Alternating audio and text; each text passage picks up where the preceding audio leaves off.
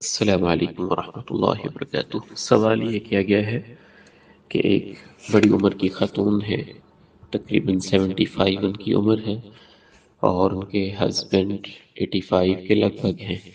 شروع ہی سے ان کے خاوند ظلم اور گالی گلوچ اور سختی اور اس طرح کے معاملات کر رہے ہیں، وہ برداشت کرتی چلی آئی ہیں۔ اب بڑھاپے میں بھی اسی پریشانی کے اندر مبتلا ہے اور بچے بھی پریشان ہیں، تو انہیں کیا کہنا چاہیے اس حوالے سے اور کیا کرنا چاہیے؟ چند ایک باتیں اس حوالے سے ہم آپ کے سامنے رکھنا چاہیں گے۔ سب سے پہلی بات تو یقیناً یہ ایک بڑی تکلیف دہ صورتحال ہے بچوں کے لیے بھی، اور اس بڑی عمر کی خالہ جان کے لیے بھی۔ انہوں نے جو صبر سے کام لیا ہے عمر بھر، وہ قابل ستائش ہے اور بہت ہی قابل تعریف ہے، اور انشاءاللہ اس پہ اللہ کے ہاں بہت اجر بھی ہے۔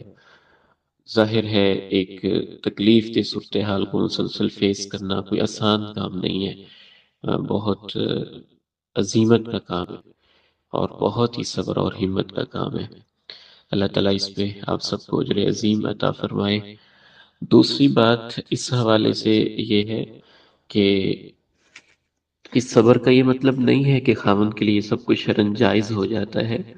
شریعت اسلامیہ نے خاوند کو اپنی بیوی کے ساتھ حسن سلوک کی بہت ہی تاکید کی ہے۔ عاشروہن بالمعروف، اچھے طریقے کے ساتھ ان سے گزر بسر کرو۔ نبی علیہ الصلوۃ والسلام نے تو بہتری کا معیار ہی اس چیز کو قرار دیا ہے کہ انسان اپنے گھر میں کیسے رہتا ہے۔ خیرکم خیرکم لأہلہ، متعدد احادیث میں آپ علیہ الصلوۃ والسلام نے اس طرح اللہ تعالیٰ نے قرآن مجید میں کہا وَلَهُنَّ مِثْلُ الَّذِي عَلَيْهِنَّ بِالْمَعْرُوفِ، کہ خاوند کے حقوق کا یہ مطلب نہیں ہے کہ بیوی کے کوئی حقوق ہوتے ہی نہیں ہیں۔ بیوی کی رسپیکٹ کرنا، اس کی ضروریات کا خیال رکھنا، نفسیاتی لحاظ سے اس کا خیال رکھنا، اس کے آرام کا خیال رکھنا، نبی علیہ السلام کی سنت مبارکہ تو اس حد تک ہے کہ آپ ماجی عائشہ رضی اللہ تعالیٰ عنہ آرام کر رہی ہوتی تھی تو اس کا بھی خیال رکھتے تھے اور بڑے دھیان سے اپنے بستر مبارک سے اٹھتے تھے کہ عائشہ کی نیند خراب نہ ہو۔ تو اس حوالے سے ان بزرگوں کو سمجھانے کی ضرورت ہے۔ ظاہر ہے یہ سمجھانے کا طریقہ یہ ان کی طبیعت اور مزاج کے مطابق ہونا چاہیے۔ اگر ان کو کسی عالم سے زیادہ متاثر ہیں تو اس عالم کا اس موضوع کے اوپر ان کو لیکچر سنا دیا جائے، وہ پڑھ سکتے ہیں۔ تو بیوی کے حقوق کے اوپر ان کو کوئی کتاب دے دی جائے، یا کسی دائی اور عالم کو گھر بلا کر کوئی ایسی ترتیب بنا کے ان کی آپس میں سٹنگ کروا لی جائے، اور کوئی تھرڈ پرسن اس طرح کا کوئی مسئلہ پوچھے اور وہ عالم وہاں سمجھا دیں، یا فیملی کے اندر کوئی بڑی عمر کا، ان کی عمر کا کوئی بزرگ ہو وہ ان کو سمجھا دے اور اس حوالے سے ان کی اصلاح کرے۔ یہ ان کی آخرت کے لیے بھی ضروری ہے۔ ظاہر ہے مسلسل ظلم جو ہے یہ تو اللہ تعالیٰ کے ہاں نامہ اعمال میں لکھا جا رہا ہے، اور اللہ تعالیٰ نے تو حساب لینا ہے۔ جہاں وہ بزرگ خاتون قابل ستائش اور قابل تعریف ہے اور ان کو صبر پہ اجر مل رہا ہے، تو دوسری طرف ظلم کرنے کی وجہ سے ان کے نامہ اعمال میں گناہ بھی تو لکھا جا رہا ہے، اور آخرت میں اللہ تعالیٰ نے حساب بھی لینا ہے۔ تو اس کا اہتمام کسی بھی طریقے سے کرنا چاہیے، چونکہ ہم ڈائریکٹ نہیں جانتے کہ کون سا طریقہ ان کے لیے بہتر ہے۔ بزرگوں کے مزاج کو دیکھ کے، طبیعت کو دیکھ کے، تعلق کو دیکھ کے، ماحول کو دیکھ کے کوئی ایسی ارینجمنٹ ضرور کرنی چاہیے، کتاب کی صورت میں، لیکچر کی صورت میں، ملاقات کی صورت میں، جس سے ان کی اصلاح ہو سکے اور ان کو بیوی کے حقوق کا خیال ہو۔ تیسری بات اس حوالے سے یہ ہے کہ کبھی بھی اپنے بھائیوں سے ہم کہنا چاہیں گے کہ ان کے ذہن میں یہ خیال نہ آئے کہ ظلم کرنے کی وجہ سے شاید ان کے والد کے حقوق ان کے اوپر سے ساقط ہو گئے ہیں۔ نہیں، وہ کوتاہی کر رہے ہیں، یہ ان کا مسئلہ ہے، ان کو نہیں کرنی چاہیے۔ لیکن اس وجہ سے ہم بھی کوتاہی کرنے لگ جائیں یا ہم کوئی ایسا کام کریں جس سے ہم گناہ گار ہو جائیں۔ وَقَضَىٰ رَبُّكَ أَلَّا تَعْبُدُوا إِلَّا إِيَّاهُ وَبِالْوَالِدَيْنِ إِحْسَانًا، والدین کے ساتھ ہم ہر صورت میں احسان کرنے کے پابند ہیں، حسن سلوک پہ ہم نے قائم رہنا ہے۔ حتیٰ کہ وہ کفر اور شرک کا ارتکاب بھی کر رہے ہوں تو والدین کے ساتھ تو پھر بھی حسن سلوک کرنا ہوتا ہے۔ اس لیے اپنے بھائیوں سے ہم یہی کہنا چاہیں گے کہ یہ اپنے حسن سلوک کو ممکن حد تک اور اپنی آخری حد تک، جس حد تک ان کے لیے ممکن ہو، جاری رکھیں۔ اس حوالے سے ایک اور کرنے کا کام یہ بھی ہے، اس کے باوجود بھی اگر اصلاح نہیں ہوتی تو ظاہر ہے اس عمر کے اندر ماں کو ایسے ظلم و ستم کے اندر مبتلا دیکھنا بھی بڑا مشکل کام ہے۔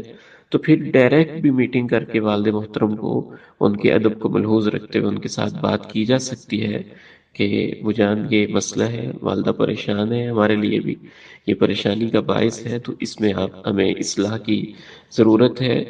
شاید اللہ تعالیٰ اس سے ان کے دل میں نرمی کا جذبہ پیدا کر دے۔ اگر اس کے ساتھ بھی کوئی اصلاح کی صورت نظر نہیں آتی ہے تو پھر ایک آخری آپشن یہ بھی ہو سکتی ہے کہ اگر آپ کے ماحول میں ایسی کوئی گنجائش موجود ہو، گھر میں وسعت ہو، مختلف مثلاً بیٹے ہیں، ان کے مختلف پورشن ہیں یا مختلف گھر ہیں، تو اس عمر کے اندر پھر والدہ کے آرام کے لیے ان کو علیحدہ جگہ بھی رکھا جا سکتا ہے، اور کبھی ان کو ملاقات کا موقع دے دیا جائے، مل لیا جائے، اور باقی علیحدہ جگہ پہ رکھا جائے۔ علیحدہ رکھنے سے اس طرح شاید ان کی اصلاح ہو جائے۔